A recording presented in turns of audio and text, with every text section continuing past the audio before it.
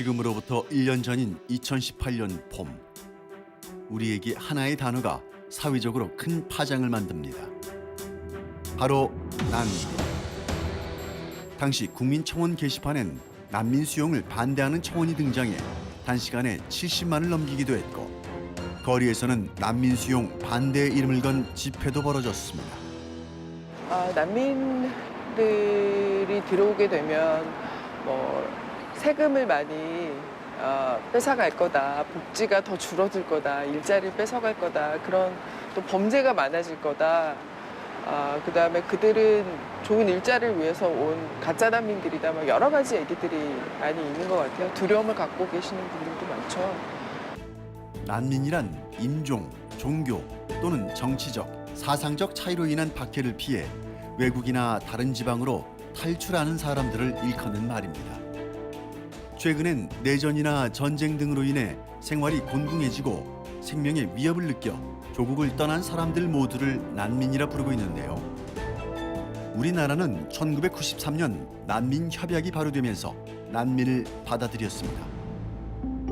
1994년부터 많진 않지만 꾸준히 난민을 받아들였던 우리나라는 2013년 독립된 난민법이 제정, 시행되면서 난민 신청 수가 큰 폭으로 증가하게 되는데요.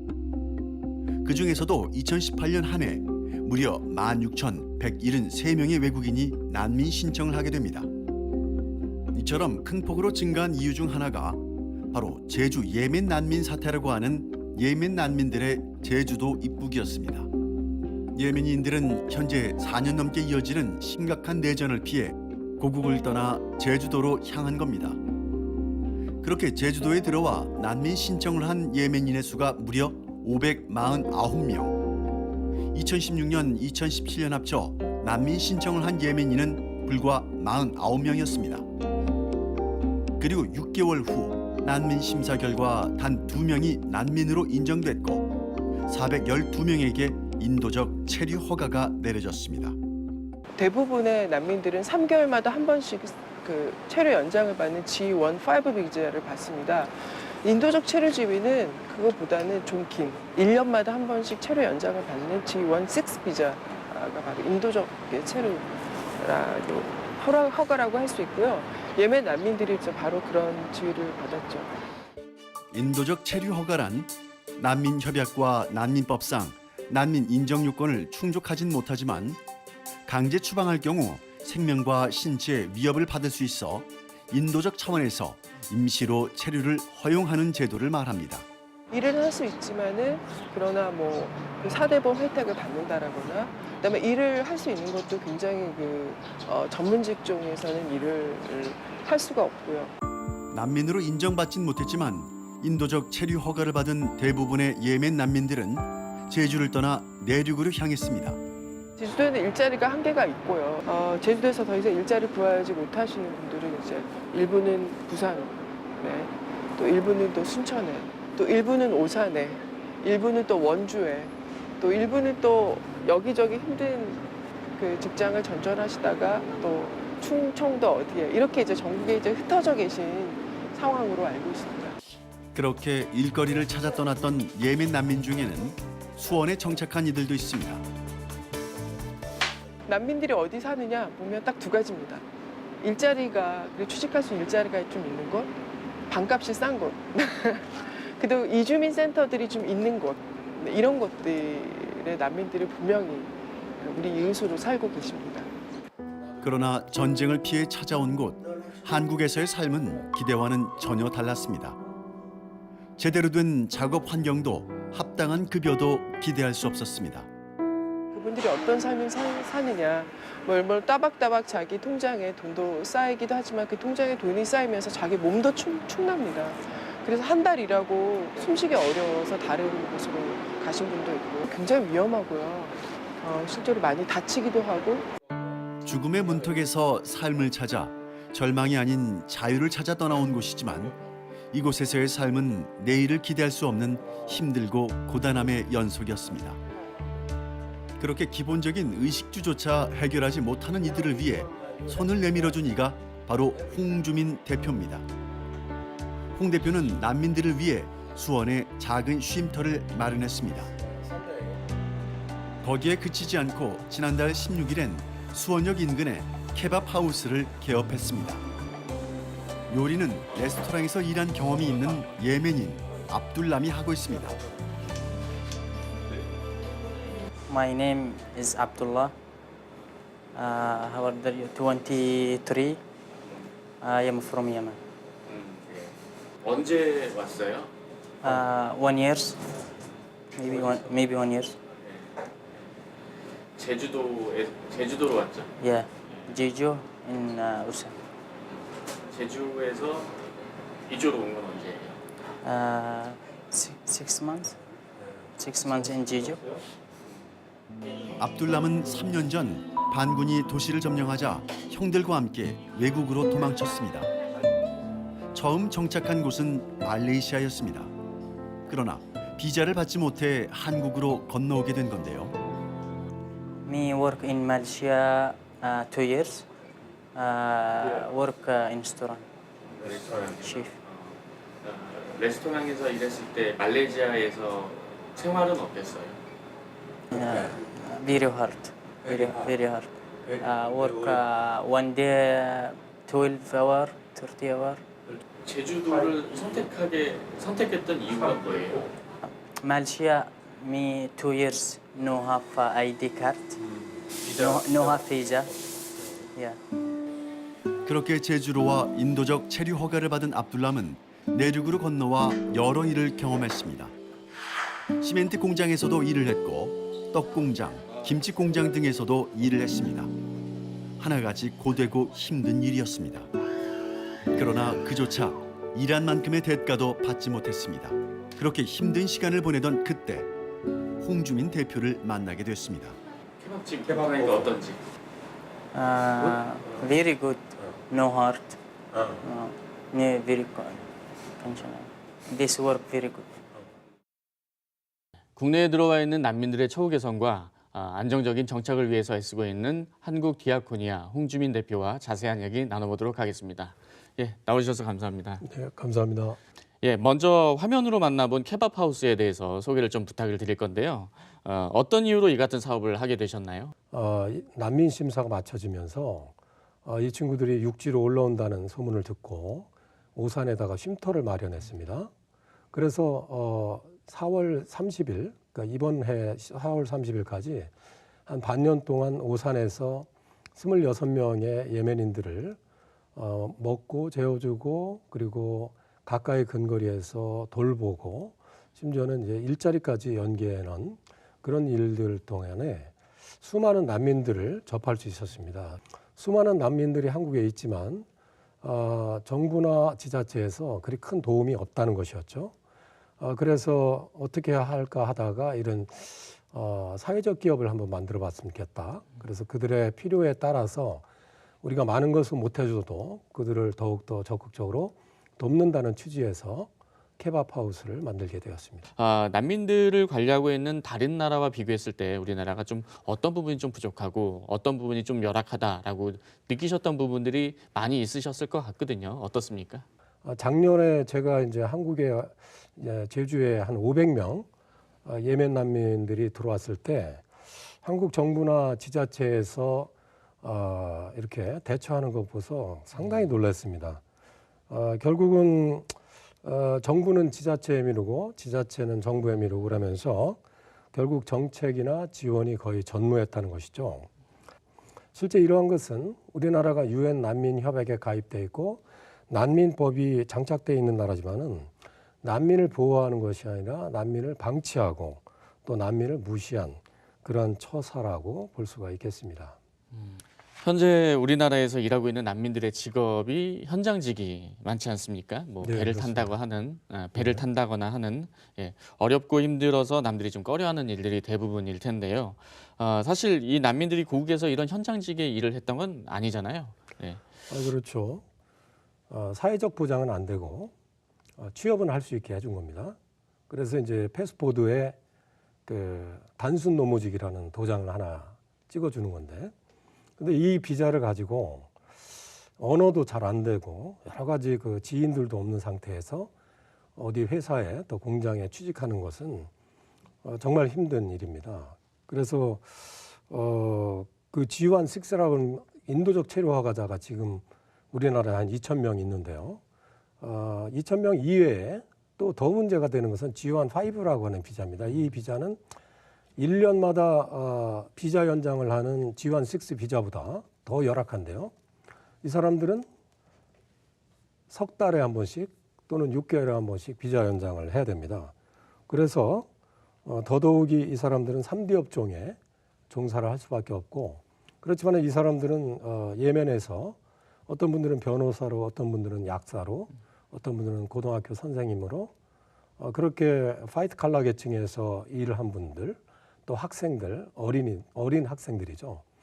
이런 분들이 이제 그런 그 힘든 한국 사람들이 안 하는 그런 일터에서 지금 일을 하고 있습니다.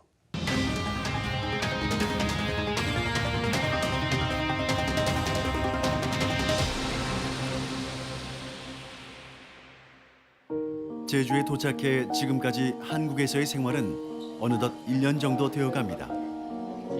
짧다면 짧은 그 시간 동안 압둘람은 많은 일을 겪어야 했습니다. 제주도에 이제 6달 있는 동안에 뭐냐면 배를 탔어요.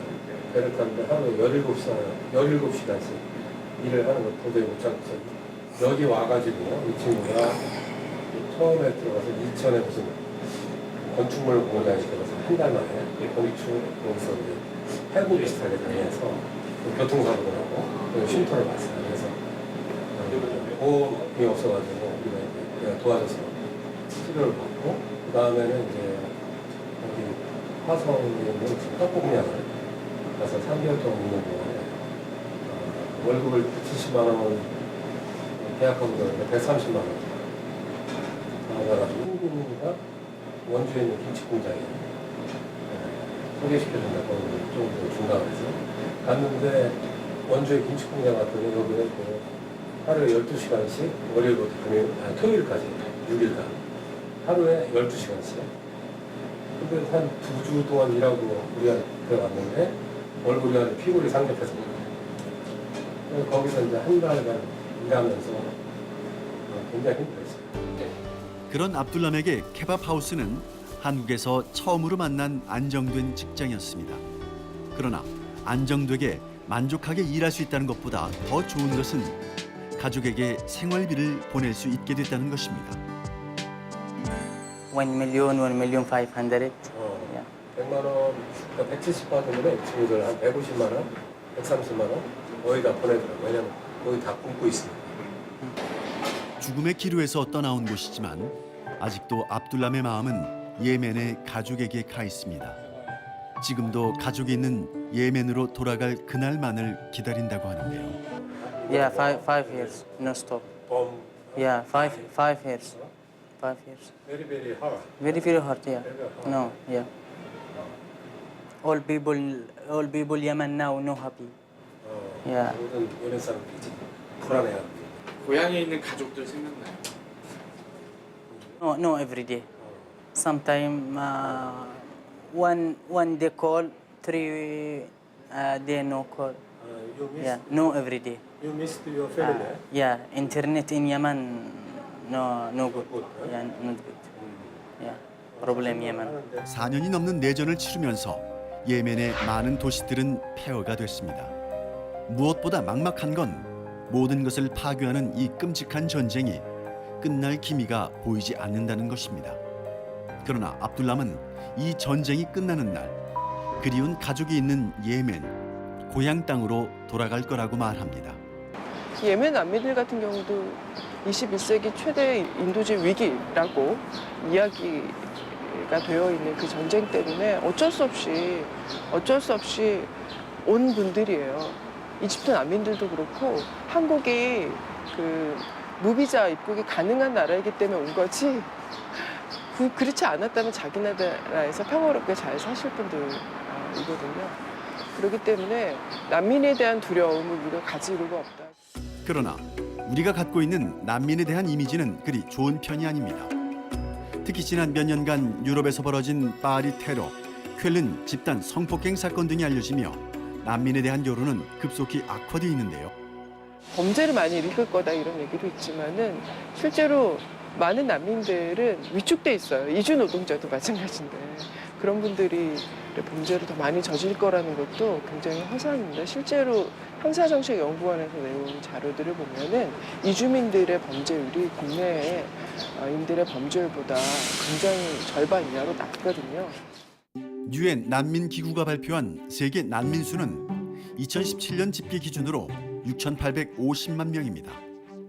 우리나라 인구보다도 1,500만 명이 더 많은 숫자인데요. 그리고 이 숫자는 지금도 계속해서 늘고 있습니다.